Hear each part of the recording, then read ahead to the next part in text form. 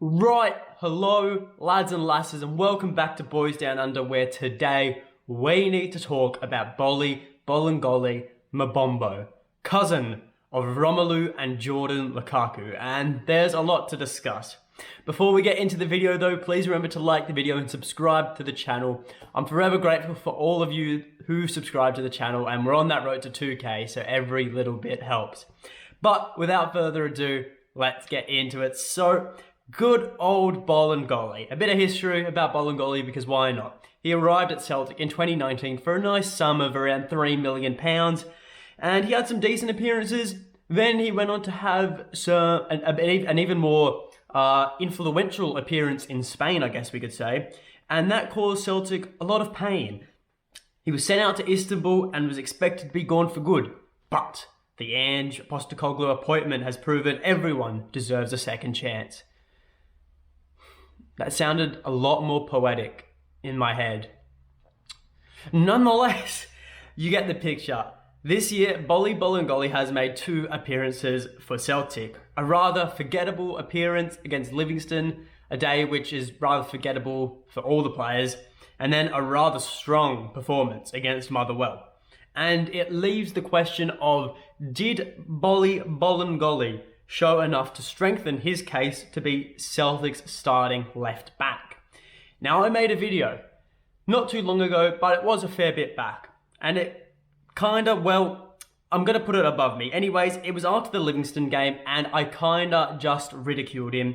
I said he was making too many simple errors, a rash tackler, poor defensively. In saying all this, look, I was still quite frustrated from the match. So I may have taken it out on him a bit because he was the new addition to the team. And I feel, nonetheless, however, I do have a new opinion on him. So the way I see it, Boli Bolingoli currently is the most experienced, fit left back in the Celtic team. And he was only playing his second game this season. So what I'm trying to say is that the performance he put out, despite not really playing much with the team this season, only having one previous experience in a match, it was really impressive. Like, he started the game off okay, with a few poor passes. He gave away possession a bit too easily a couple times at the start, and I thought, you know what? Look, maybe Montgomery's injured, but this won't be for good. But then, Jesus Christ, he settled into the match extremely well. His passes sticking easily. He was going forward so well. That combination with Jota on the left flank, he had great communication with him down there, and it was just really, really troublesome for the Motherwell right-hand defence. It really was. They could not keep up with both of those players. And defensively, very sound. There was a moment near the end, I think a lot of people will remember this, not the handball incident, but it broke to the Motherwell substitute around, inside the box on the left-hand side. Nonetheless, Bolingoli, he saw the player who had a bit of a messy touch. He read that touch so well. And what he did is he put his body in between the ball and the player and just shielded the ball away from danger until eventually he drew the foul, because he was doing the shielding so well and Motherwell were just frustrated at that point. So it shows a lot of composure and a lot of drive to make this play so late in the game, because the win was already wrapped up. We were always going to win that match at that point. But the effort and display he put in then to show that regardless, it's 90 minutes of a football match, not like 85 or whatever the minute was, it shows a lot of passion for this football team and that he wants to keep on playing and winning for Celtic. Now, the thing we have to remember is that it was Motherwell, you know? Like, can he play against the better teams? And I don't mean Hibs or Hearts. I mean the European clubs. I mean Ferencváros, Real Betis, Bayer Leverkusen.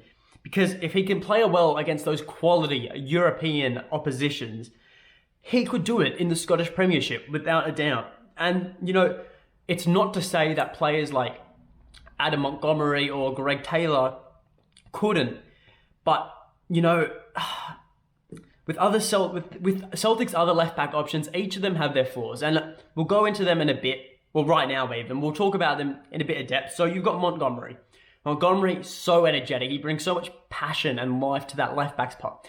But he's so young and he's just so raw. And to play left back it's a hard transition because originally he was a striker for the youth team and he got moved to left back, and now I guess that's his position. But yet again, he's still so young. He's going to need to fill out a bit because defensively, you need to be strong physically in Scotland, as we all know. And right now, Monty's is just pushed off the ball a bit too easily nowadays. And he's only young. That's just a genetics thing, and I'm sure he'll fill out. But for now, just isn't the answer for left back for Celtic. Liam Scales, I've got no clue what's happening here. He must not be impressing in training or something because we've only seen one cameo appearance against Wraith Rovers and nothing since then. So I don't know what's going on there. But obviously Ange is not impressed and doesn't feel he's ready to make his start in the team. Or maybe he's being saved as a centre-back option rather than a wing-back. Who knows? We'll have to wait and see there. And then you've got Greg Taylor. Greg Taylor, I really can't fault him. He's always reliable. He's literally one of the most reliable players in the team. He really adapted to Ange's footballing style really well, but going forward, he just lacks so much quality. Like, he cannot, we all know this, he cannot play a good cross into the box. He cannot trouble opposition with his passes. A pass more than 10 metres, it will not stick. Like, you look at the games he plays, if a cross needs to go up in the air high to hit a tall target man, it's going to go on the ground from him. Or if it needs to go on the ground to find Kyogo at his feet, it's going to go in the air. It's just those, I don't get how he cannot play a good cross in, but, you know, Greg Taylor, I guess. And look, that's the issue, I think. I think the issue is that every option has their perks, but they also have their flaws. But then you have Boli Bolingoli, and his only flaw is that he wanted to have some fun in Ibiza, right? So, look, I'm being serious here because Boli Bolingoli, he's probably the most well-rounded fullback Celtic have at the moment. He's pacey, he can play a really good pass, and he reads the game well, really well even, defensively and attackingly. So, he just made a bad decision, a bad life choice, and that's all he was wrong. He's still a good footballer, nonetheless, and I think he's Celtic's best fullback right now. Well, left back. And look, I think it's testament not only to Ange Postecoglou for giving Boli that second chance. It's a testament to Boli himself because, look, he's understood he's been in the wrong. He's understood he's been given this second chance as well, and so far he's made the most of it. Look, against Livingston, that was just a shitbox day. That was a shithousery day that we just remove that. We just ignore that. But against Motherwell, that was the most complete Celtic performance I've seen all season. And Boli Bolingoli was one of the best players in that team. And the question still remains, is it enough to warrant a start against Ferencváros midweek? Yes, I believe so. We've seen it with Starfelt, that if you pick and stick with your players, well, they're going to eventually, become more confident in their position and they're going to they're going to let their quality come out. Because Starfelt, as we saw, beginning of the season, not terrible, but very shaky in defence, didn't look confident at all, was Duffy-esque. But now, I honestly think he's really, really good in defence. He's really strong and really reads the game well. His quality's starting to show out. And why Celtic paid £4.5 million for him. He's really showing that quality, which I think is testament to Ange for picking and sticking with him. And since the method works, we need a left back where we can start building those partnerships with the players around him. So if Ange does decide to pick Boli Bolingoli for Ferencváros, even if he has a mid-tier game, he should pick and stick with him because Boli needs to build those connections up with McGregor, Starfelt, Jota, Turnbull, those players around him. Because if he doesn't do that and we keep chopping changing our left back spot, we're never going to have that stability and the back four that we need to be a winning football club. And look, I think it's really important that Jota especially, he gets that connection with Jota because as we all know, Jota is a nightmare for defences. Every single defence Jota comes up against, he's sat down the opposition. And if Celtic can get a left back who can complement Jota, and if that turns out to be Boli Bolingoli, that is going to be one of the most terrorising left flanks in the competition. It probably will be the most terrorising left flank in the whole competition, right? The right flank of oppositions will tremble when they see those two players coming up against them. And I'm being serious because Boli Bolingoli going forward is class. He's just 1 or 2 games away from really letting his true football ability come to the pitch, because honestly, I even think that performance against Motherwell was even a bit of a shell of himself. It was so good, but I still think there's so much quality in him.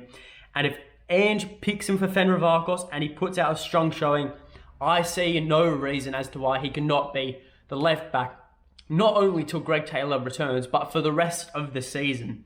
Because he's, like I've said, he's not far off being a class footballer for Celtic. And I'm so happy to see him doing well again for this club, because he just made a dumb decision. And everyone makes dumb decisions, but everyone deserves a second chance. And the fact he's making the most out of it is so pleasing to see from a fan's perspective.